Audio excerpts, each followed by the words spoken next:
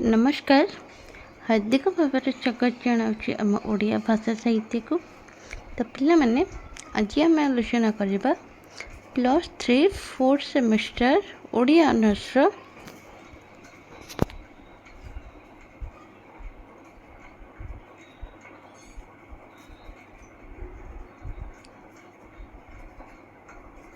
+3 4th semester Odia honours जो core 10 आम आलोचना करले कोर 10 है कोर 10 यूनिट 2 रे आम आलोचना कर सारे। आज आम आलोचना करबा यूनिट 3 रे है। यूनिट 3 रे जो रही चैप्टर 1 रेवती गल्प रही, चैप्टर 2 रे एबे मध्य बंची रही, तापर अच्छी शिकार गल्प आउ डिमिरी फूल गल्प है। तो यहीटार आज आम सिलेक्शन 1 मार्क और 2 मार्क क्वेश्चन विषय आलोचना करबा है। मुझे समय तुम मानकर बहुत कम अच्छी, तो चेष्टा कर तुम मानकर सिलेबस सारी देवाई। आदि भी कहीं टेलीग्राम चैनल जॉइन करना जाकि डिस्क्रिप्शन बॉक्स लिंक अच्छी जाकि जॉइन करेंगे है। आउ जदि भी कहार किसी डाउट रही से मत कमेंट माध्यम पचारि पारे, मुझे रिप्लाई देवी है। तो चलतु आरंभ करवा। तो ये फर्स्ट 1 मार्क MCQ वाई क्वेश्चन मु डिस्कसन करुच्ची। प्रथम प्रश्न देला फकीरमोहन सेनापति केबे जन्म ग्रहण करथिले। बारंबार कहली जे फकीरमोहन विषय प्रिवियस क्लास भी कही रखी जे गल्प गाल्पिक औपन्यासिक तांकर जन्म परिचय तांकर लेखा जहाँ भी सब किछि रही से सब टिके मन रखिबे। ए भलिया भी परीक्षा रे क्वेश्चन आसी पारे हला। तो ये सेमती प्रश्न देला फकीरमोहन सेनापति केबे जन्म ग्रहण करले। ए गोटे क्वेश्चन बारंबार सबू सेमिस्टर जेकोसी भी एंट्रांस बा क्वेश्चन सेमिस्टर दिंतु ना कहीं प्रथम फकीरमोहन सेनापति विषय पढ़िले प्रथम क्वेश्चन आसो जे फकीरमोहन सेनापति केबे जन्म ग्रहण करथिले। तो ये ऑप्शन देला 1845 ख्रीष्टाब्द, ऑप्शन बी रे 1843 ख्रीष्टाब्द, ऑप्शन सी रे 1847, ऑप्शन डी 1849। तो ये सठिक उत्तर होची ऑप्शन बी 1843 है। परवर्ती प्रश्न फकीरमोहन सेनापति केउं तिथि रे जन्म ग्रहण करले है। तो फकीरमोहन सेनापति है ये ऑप्शन ए हम सठिक उत्तर। फकीरमोहन सेनापति मकर संक्रांति तिथि रे जन्म ग्रहण करले। तो तुम मानकर ये प्रश्न रहिला जे फकीरमोहन को संक्रांति पुरुष कहीं कह जाए है। फकीरमोहन को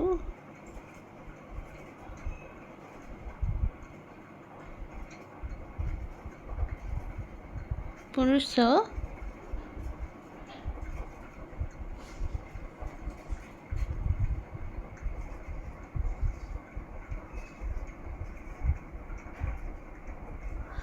कहीं कहते है।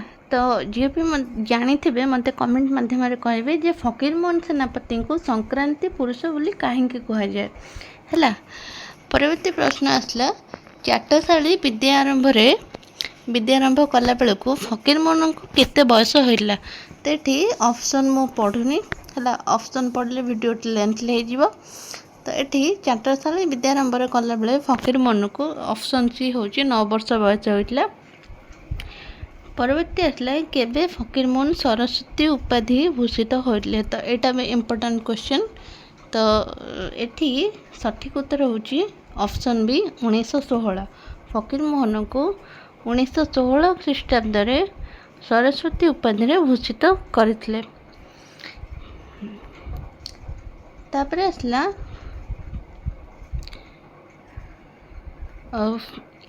निम्नलिखित मध्यरु फकीरमोहन प्रथम गल्प कौटी है।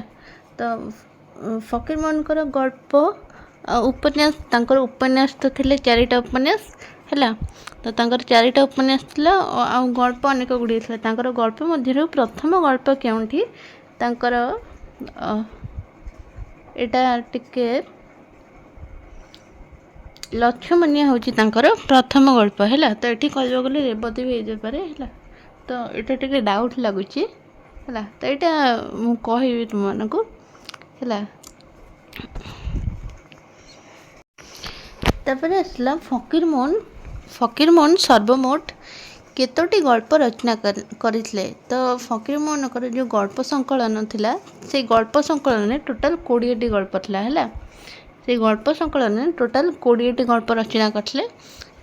ଗଳ୍ପ ସଂକଳନ ଯେଉଁ ବହି ରହିଛି ସେ ବହି ଯଦି କିଣିବେ ତାହେଲେ ଫକୀରମୋହନଙ୍କର ସବୁ ଗଳ୍ପ ଗୁଡ଼ିକ ସେଇଥିରେ ଅଛି ହେଲା। ତ ଏଠି ସଠିକ୍ ଉତ୍ତର ହେଉଛି ଫକୀରମୋହନଙ୍କର ସର୍ବମୋଟ ସେ 20ଟି ଗଳ୍ପ ରଚନା କରିଥିଲେ। ତାପରେ ଆସିଲା ଶ୍ୟାମବନ୍ଧୁ ମହାନ୍ତି ମାସକୁ ଦରମା କେତେ ଟଙ୍କା ମିଳୁଥିଲା? ଶ୍ୟାମବନ୍ଧୁ ମହାନ୍ତିଙ୍କୁ ମାସକୁ ଦରମା 2 ଟଙ୍କା ମିଳୁଥିଲା। ଅପସନ୍ ସି 2 ଟଙ୍କା। ଜମିଦାର କେତେ ଜମି ଜଗିବାକୁ ଦେଇଥିଲା? ଜମିଦାର 3.5 ମାଣ। ଅପସନ୍ ଏ 3.5 ମାଣ ହେଲା। ତ ଏଠି ଆସିଲା ରେବତୀ ଗଳ୍ପରୁ ଆସିଲା ବାସୁଦେବ ଜାତିରେ କ'ଣ ଥିଲେ? ବାସୁଦେବ ଜାତିରେ ଅପସନ୍ ସି ଶୂଦ୍ର ଥିଲେ। ଶ୍ୟାମବନ୍ଧୁ ମହାନ୍ତି କେଉଁ ରୋଗରେ ମୃତ୍ୟୁବରଣ କରିଥିଲେ? ହେଲା, ଶ୍ୟାମବନ୍ଧୁ ମହାନ୍ତି ବାଡ଼ି ରୋଗରେ ମୃତ୍ୟୁବରଣ କରିଥିଲେ। ଅପସନ୍ ବି ବାଡ଼ି ରୋଗରେ। ବାଡ଼ି ରୋଗର ଅନ୍ୟ ନାମ କ'ଣ? ହେଲା, ତ ଏଠି ବାଡ଼ି ରୋଗ କହିଲେ ଯେଉଁମାନେ ବି ଜାଣିଥିବେ ଟିକେ କହିବେ ହେଲା। ବାଡ଼ି ରୋଗର ଅନ୍ୟ ନାମ କ'ଣ? ବାଡ଼ି ରୋଗର ଅନ୍ୟ ନାମ ହେଉଛି ହଇଜା ହେଲା। ତାପରେ ଆସିଲା କେତେ ବର୍ଷ ବୟସରେ ଗୋଦାବରୀଶ ମହାପାତ୍ର ବାଣପୁର କାବ୍ୟ ରଚନା କରିଥିଲେ? ତ ଏଇଟା ବି ଗୋଟେ ଇମ୍ପୋର୍ଟାଣ୍ଟ କ୍ୱେଶ୍ଚନ୍ ହେଲା, ନୋଟ୍ କରି ରଖିବେ। କେତେ ବର୍ଷ ବୟସରେ? ନା 13 ବର୍ଷ ବୟସରେ ତାଙ୍କର ଯେଉଁ ବାଣପୁର କାବ୍ୟ କବିତା ଥିଲା ସେଇ ବାଣପୁର କାବ୍ୟ କବିତା 13 ବର୍ଷ ବୟସରେ ରଚନା କଲେ, ଯେଉଁଟାକି ଅପସନ୍ ଏ ହେବ ସଠିକ୍ ଉତ୍ତର। ତାପରେ ଆସିଲା ଗୋଦାବରୀଶ ମହାପାତ୍ର କେବେ ଜନ୍ମଗ୍ରହଣ କରିଥିଲେ? ତ ଏଠି ଅପସନ୍ ସି ହେବ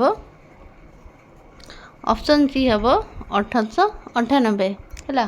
ଗୋଦାବରୀଶ ମହାପାତ୍ର 1898ରେ ଜନ୍ମଗ୍ରହଣ କରିଥିଲେ। ତାପରେ ଆସିଲା ଏଇ ଗୋଦାବରୀଶ ମହାପାତ୍ରଙ୍କର ପ୍ରଥମ ଗଳ୍ପର ନାମ କ'ଣ?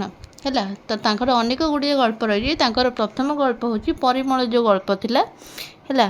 ତାଙ୍କର ପରିମଳ ଗଳ୍ପ ହେଉଛି ପ୍ରଥମ ଗଳ୍ପ।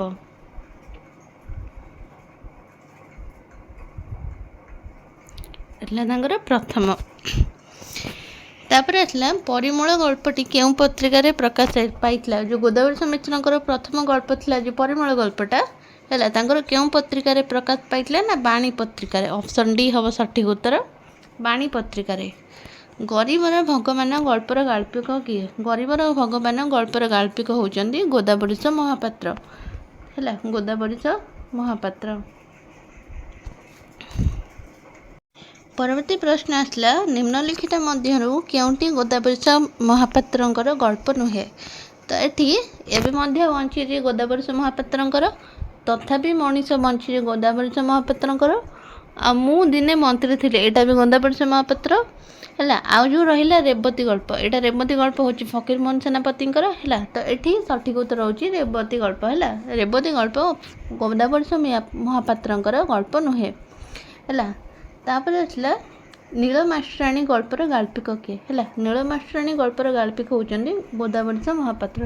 ଏସବୁ ଯେଉଁ ଗଳ୍ପ ଗାଳ୍ପିକ ପଢ଼ୁଛନ୍ତି ତାର ଗଳ୍ପ କ'ଣ କ'ଣ ସବୁ ରଚନା କରିଥିଲେ ସେଗୁଡ଼ା ବି ଟିକେ ମନେ ରଖିପାରିବେ ହେଲା। ଏଇଭଳିଆ ବି କ୍ୱେଶ୍ଚିନ୍ ଆସିପାରେ ଯେମିତି ଏଠି ଦେଲା ନିମ୍ନଲିଖିତ ମଧ୍ୟରୁ କେଉଁଟି ଗୋଦାବରୀଶ ମହାପାତ୍ରଙ୍କର ଗଳ୍ପ ନୁହେଁ ହେଲା। ଯଦି ବି ତାଙ୍କର ଗାଳ୍ପିକଙ୍କର ଗଳ୍ପ ବିଷୟରେ କିଛି ପଢ଼ିଛନ୍ତି ତାହେଲେ ବି କ୍ୱେଶ୍ଚିନ୍ ଆଟେଣ୍ଡ କରିପାରିବେ ହେଲା। ତାପରେ ଆସିଲା ଏଇଭଳିଆ କ୍ୱେଶ୍ଚିନ୍ ପ୍ରାୟତଃ ଆସୁଛି ନିମ୍ନଲିଖିତ ମଧ୍ୟରୁ ହେଲା। ତାପରେ ଆସିଲା ନିମ୍ନଲିଖିତ ମଧ୍ୟରୁ କେଉଁ ପତ୍ରିକାରେ ପ୍ରତିଷ୍ଠାତା ଗୋଦାବରୀଶ ମହାପାତ୍ର ଥିଲେ? ତ ଏଠି ତାଙ୍କର ଉତ୍କଳ ସାହିତ୍ୟ ହେବନି, ସହକାର ବି ହେବନି, ମୁକୁର ନୁହଁ, ନିଆଁଖୁଣ୍ଟ ପତ୍ରିକା ଯେଉଁ ଥିଲା ସେ ନିଆଁଖୁଣ୍ଟ ପତ୍ରିକାର ଗୋଦାବରୀଶ ମହାପାତ୍ର ପ୍ରତିଷ୍ଠାତା ଥିଲେ। କାହାର କରୁଣ ଧ୍ୱନି ବେଣୁଧର ମୁହଁ ଭାଙ୍ଗି ପଡ଼ିଲା ହେଲା। କାହାର କରୁଣ ଧ୍ୱନିରେ? ତ ଏଠି ଅପସନ୍ ଏ ହେବ କପୋତ। ତାପରେ ଆସିଲା ବେଣୁଧରର ବୟସ କେତେ ଥିଲା? ବେଣୁଧରର ବୟସ ଥିଲା 7 ବର୍ଷ ହେଲା। ଅପସନ୍ ସି ହେବ 7 ବର୍ଷ। ଗାଳ୍ପିକ ଭଗବତୀ ଚରଣ ପାଣିଗ୍ରାହୀ କେବେ ଜନ୍ମଗ୍ରହଣ କରିଥିଲେ? ତ ଏଠି ସଠିକ୍ ଉତ୍ତର ହେଉଛି ଅପସନ୍ ବି 1908।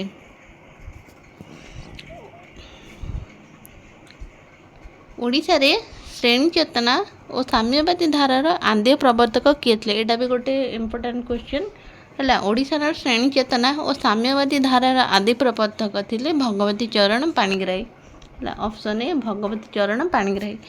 नवयुग साहित्य संसदर प्रतिष्ठाता किए एटा भी इम्पोर्टाट क्वेश्चन। नवयुग साहित्य संसदर प्रतिष्ठाता होचंदी भगवती चरण पाणिग्राही है। तापर आसला भगवती चरण पाणिग्राही प्रथम क्षुद्र गल्पर नाम कौन।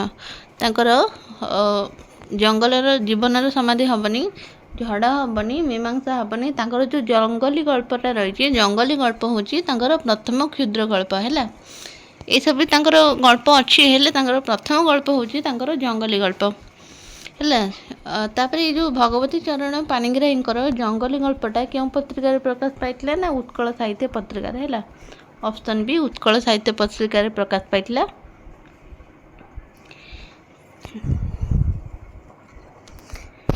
तापर आसला घिनुआर सबु जमी बाड़ी किए अख्तियार करितला। तो ये घिनुआर सबु जमी बाड़ी एटा किसी इम्पोर्टाट नुहे। साहेब डोरा को केते टंका बक्सिस देइतले एटा भी इम्पोर्टाट नुहे। एटा आसला गाल्पिक अखिल मोहन पट्टनायक केबे जन्मग्रहण करथिले। अखिल मोहन पट्टनायक ऑप्शन सी 1927 मसीह जन्मग्रहण करथिले। तापर आसला झड़र इगल धरणीर कृष्णसार ये जो झड़र इगल धरणीर कृष्णसार जो गल्प ग्रंथ रही ये गल्प ग्रंथटा रचयिता किए।